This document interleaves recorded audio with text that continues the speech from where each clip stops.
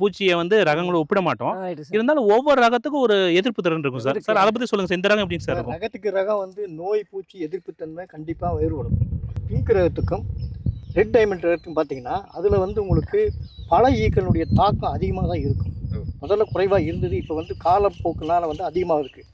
அதை விட இந்த வந்து ரெட் டைமண்ட் கம்மியாக தான் இருக்கும். உங்க அப்சர்வேஷன் எப்படிங்க சார்? நல்ல கேள்வி சார், இது அருமையான கேள்வி. தாய்லாந்து பெங்கில் வந்து அந்த பழைய ஓட்டை முக்கா காய்க்கு மேலே வந்தாலே பழம் முக்கா பழத்துக்கு பழக்கத்தக்கம் வரும்போதே ஓட்டையை போட்டுரும். இதுல வந்து இது வரைக்கும் வரல சார். நீங்களே பாக்குறீங்க, நீங்க பக்கத்துல வச்சிருக்கீங்க. ஆமா, தைவான் பிங் பக்கத்துல இருக்கு சார். தைவான் பிங் அங்கேதான் இருக்கு. ஆமா, அடுத்த ஊர்லயே வச்சிருக்காங்க. ஆனாலும் இதுல பெருசா இதுல இருக்கு, நம்ம இல்லைன்னு சொல்லல.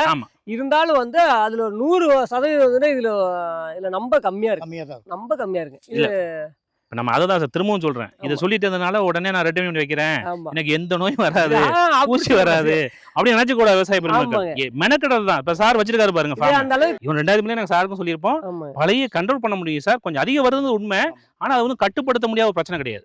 நம்ம மேனேஜ்மெண்ட் தான் முக்கியங்கிறோம். இதுல இயல்பு கம்மியா இருக்குன்னு சொல்றோம்.